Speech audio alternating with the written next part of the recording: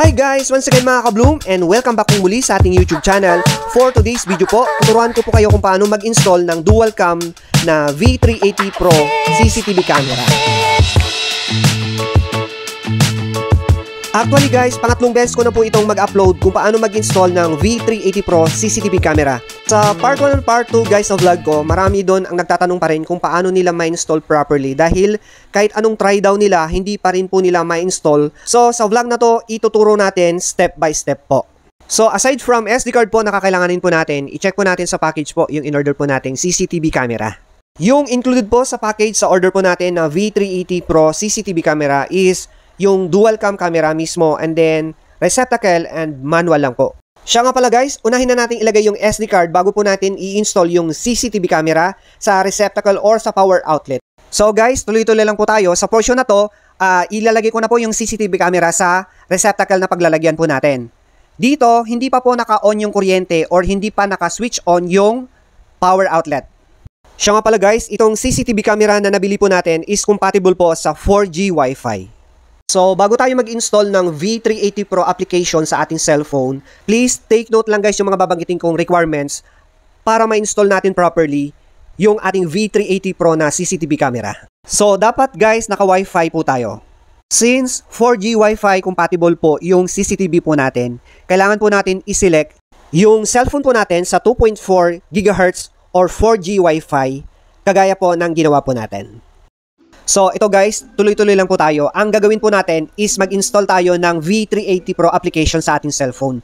So, i-open natin yung Play Store and hanapin po natin yung V380 Pro na application. Tapos, download lang po tayo and then, after nating ma-download, i-open na po natin. Sa version na to guys, madali lang naman to, pero dapat po masundan nyo ng maayos para ma-install nyo po properly.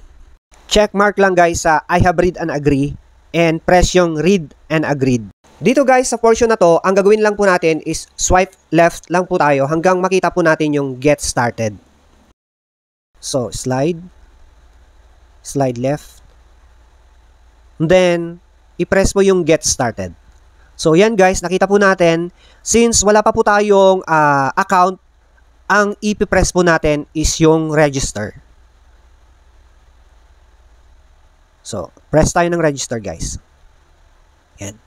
And then, next is i-press po natin yung please select country or region. And then, hanapin po natin yung Asia.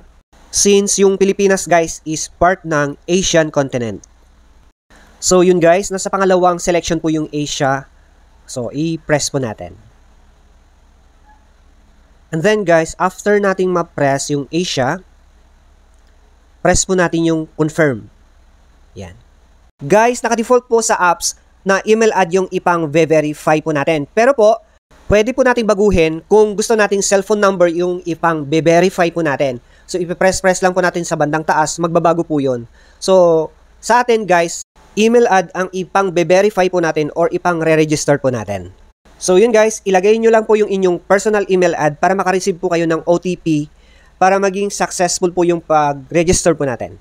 So, after nyong mailagay ang inyong personal email ad or personal cellphone number, i-press po natin yung next.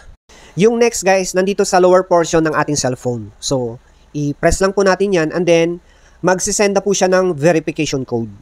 Since email ad yung inilagay ko po, i-email po sa akin yung 6-digit verification code sa aking Gmail account. Minimize tab lang po tayo and then para mapuntahan ko po yung aking Gmail account and makuha ko po yung 6 verification code or 6-digit verification code. And then enter lang po natin lahat yan and then i-press po natin yung next. And then magpapaset na po siya ng password. Yan po. Set password lang po tayo and then press confirm. So mag-set na po tayo ng password. Dito sa portion na to guys, set or create password po tayo. Ilagay po natin sa bandang taas na portion and then i-retype lang po natin yung na-create nating password sa lower portion. Mas strong po yung password po natin kung maglalagay po tayo ng alphabet na small caps at saka big caps, number and special character. Pag okay na guys, press confirm and then antay lang po tayo. Mag-auto login po siya. Pero kung hindi po nag-auto login, i-press nyo po yung login and then yan na po yung next. Naka-register na po tayo and okay po yung password na sinet po natin. So, press I know lang and then get started. Yan.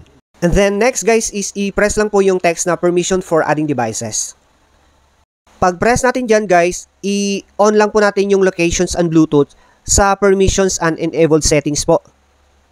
Yan, i-allow lang po natin yan lahat ng pwedeng i-allow dyan sa locations and Bluetooth.